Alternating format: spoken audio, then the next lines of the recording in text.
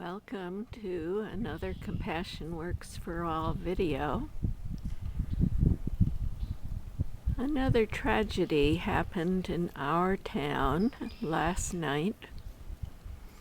It happens all over the country, all over the world, irrespective of neighborhoods, income, profession. A father who was a very successful professional apparently shot his wife and child and himself, leaving the two family dogs shot as well. A tragedy, and yet hardly a day goes by in the news where we do not hear of similar tragedies where people inexplicably are not able to handle their anger or their pain or their rage. We could also make a very broad generalization that in so many ways people in extraordinary pain or anger or rage are the very ones that are drawn to groups, radical groups, angry groups, warring groups, gangs, even identifying with certain political or religious groups, because they are having so much trouble with their own pain and their own anger, and they don't know what to do with it. So many people don't learn how to handle their pain. Everybody, as we're growing up, goes through developmental stages, just like a child is learning to handle other life tasks, walking and later getting along with other children on the playground, and later as teenagers beginning to develop their own morals and ethics and handling emotions, what's called regulating emotions in eventually more and more mature ways.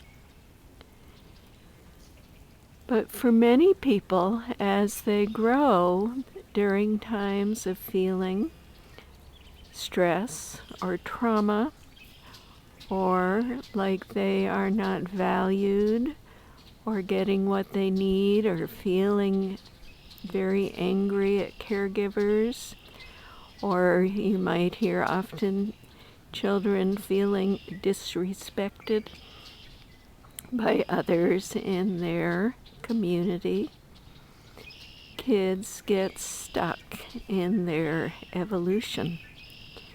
They face emotional challenges because they're dealing with too much, and rather than have somebody that can help work them through the challenge, maybe even the ones who are challenging them over the top are the parents that should be helping them work through stress, they get stuck and they don't grow beyond those emotional conflicts.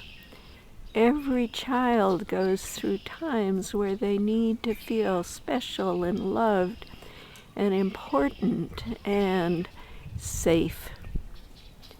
But if those needs aren't fulfilled and they become out of balance and they find emotions that are too much to deal with, then they become fixated on fulfilling those needs, and they turn into a grandiose need for being special, a grandiose need for feeling powerful, a grandiose and over-the-top need to feel able to put their anger out towards others, bullying or fighting or even with guns or attacks or controlling others because it is just too hard for them to handle their feelings or their rage or their shame or their lack of self-importance.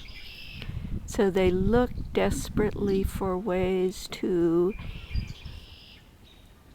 lessen their pain, maybe with drugs or alcohol or anger, or joining an organization that appeals to these feelings of being less than other people or feeling like they are not okay. So they find ways to enhance their feelings of power and control.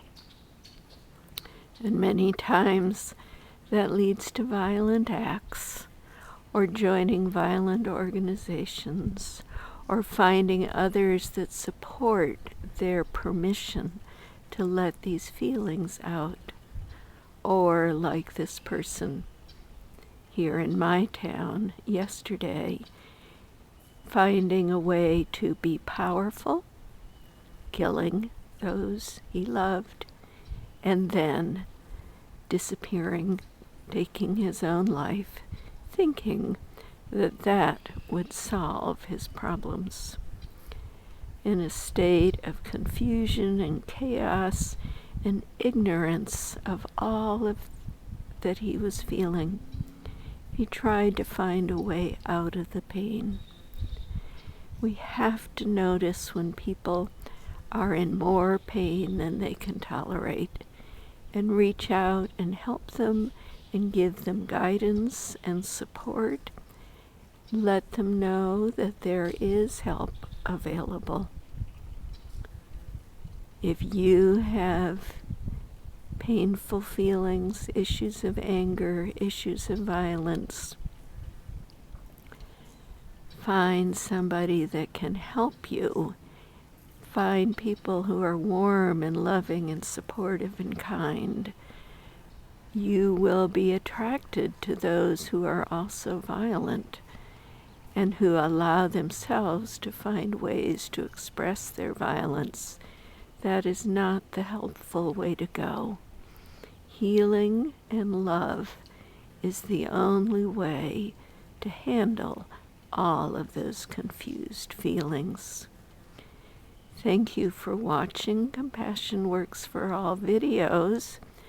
We all hope that they help you.